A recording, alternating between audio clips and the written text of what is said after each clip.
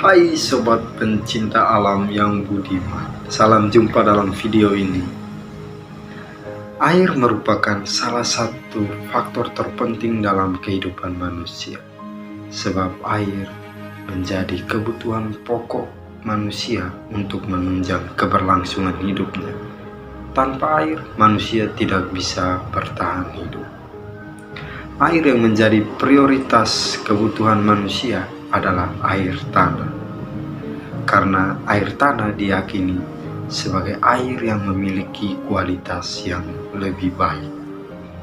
Namun dalam perjalanan waktu, manusia tanpa menyadarinya akan pentingnya air tanah ini, sehingga tindakan manusia itu tanpa disadari telah mencemari air tanah.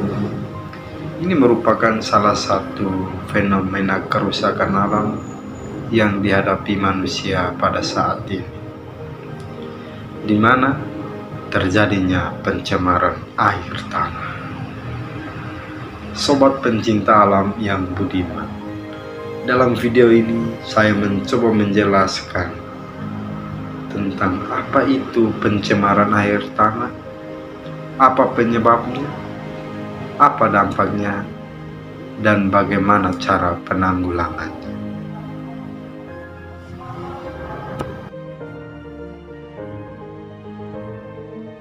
Pencemaran air tanah merupakan kondisi di mana tanah sebagai tempat berkumpulnya air tercemar oleh polutan atau zat pencemar.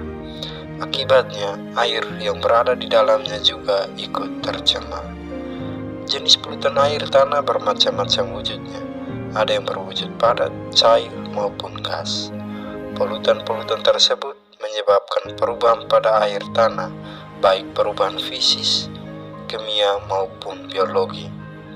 Perubahan sifat-sifat air itu bisa dijadikan penanda atau ciri-ciri pencemaran air tanah. Berdasarkan pada definisi bahwa pencemaran air tanah diakibatkan oleh adanya polutan-polutan. Lalu bagaimana contoh nyata dari polutan-polutan itu sehingga dapat mencemari air tanah? Contoh-contoh polutan yang menjadi penyebab pencemaran air tanah. Pertama, sampah anorganik.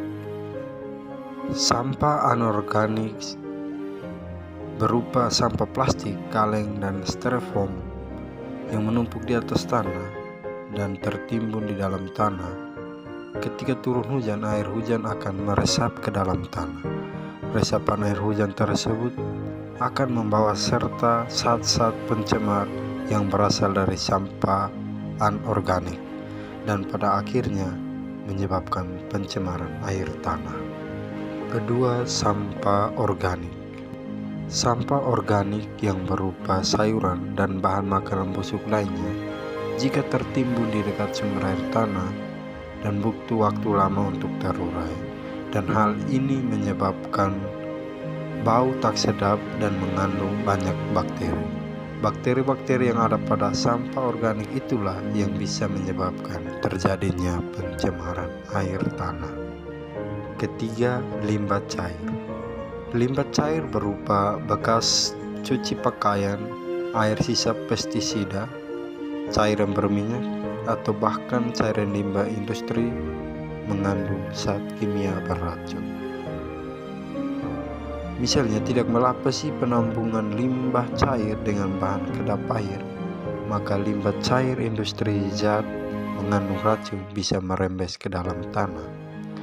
Jika rembesan limbah air cair terbawa oleh air hujan, kemudian bermuara di sumber air tanah. Keempat, air lindi. Air lindi merupakan salah satu jenis air yang berada di dalam lapisan tanah dengan kedalaman berkisar 2 meter dari permukaan tanah. Air lindi biasa digunakan sebagai open dumping di tempat pembuangan akhir, sehingga sumber air tanah di sekitar tempat pembuangan akhir bisa tercemar oleh amoniak, nitrit, dan zat lain yang terkandung dalam air lindi. Air tanah yang tercemar air lindi akan mengalami peningkatan suhu sehingga terjadi percepatan reaksi kimia di dalam air. Tidak hanya perubahan suhu, air ini juga menyebabkan terjadinya perubahan warna dan bau air tanah. Dampak pencemaran air tanah. Yang pertama, berkurangnya persediaan air bersih karena air tanah sebagai sumber air bersih sudah tercemar. Jika ketersediaan air tidak mencukupi kebutuhan sehari-hari seperti minum, mandi, mencuci, maka akan terjadi kelangkaan air bersih yang berdampak pada berkurangnya produktivitas manusia. Kedua, naiknya populasi bakteri-bakteri berbahaya. Bakteri yang bersifat patogen akan berkembang biak dengan cepat di dalam air yang tercemar. Tingginya populasi bakteri patogen akan mengurangi tingkat oksigen di dalam air. Ketiga, turunnya tingkat kesehatan. Mengkonsumsi dan menggunakan air tanah yang tercemar dapat menimbulkan berbagai macam penyakit seperti diare, muntaber, disentri, gatal-gatal, dan penyakit-penyakit lainnya. Jika air tanah yang dikonsumsi ternyata tercemar oleh limbah yang mengandung logam, maka berpotensi menimbulkan kanker dan penyakit yang menyerang darah.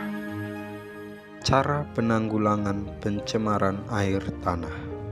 Cara pertama untuk menanggulangi pencemaran air tanah adalah remediasi. Kegiatan remediasi adalah pemulihan kembali permukaan tanah yang telah mengalami pencemaran. Pemulihan ini dilakukan dengan cara membersihkan permukaan tanah dari polutan. Remediasi dapat dibagi menjadi dua jenis, yakni remediasi in situ dan ex situ. Remediasi ex situ dilakukan dengan cara menggali tanah yang telah tercemar lalu diangkut menuju tempat lain yang lebih aman.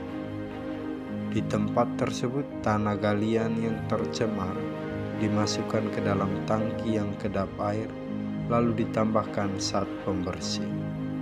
Setelah disimpan untuk beberapa waktu, zat pembersih tersebut dikeluarkan lagi dari tangki dan diolah di tempat pengolahan limbah cair.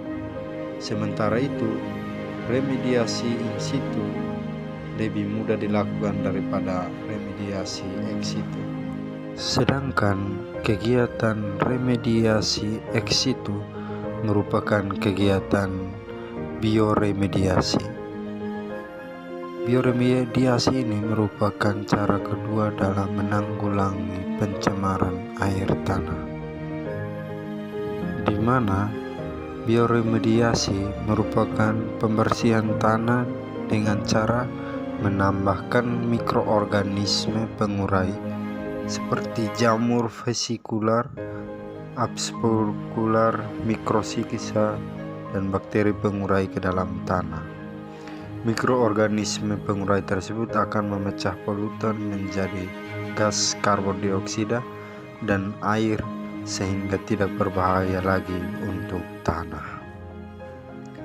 Sobat pencinta alam yang budiman, setelah kita melihat dan memahami apa itu pencemaran air tanah, apa penyebabnya, apa dampaknya, dan bagaimana cara penanggulangan pencemaran air, marilah kita membangun kesadaran dari dalam diri kita masing-masing, dan mulailah dari diri kita untuk menjadi agen perubahan untuk mencegah kerusakan alam, khususnya pencemaran air tanah.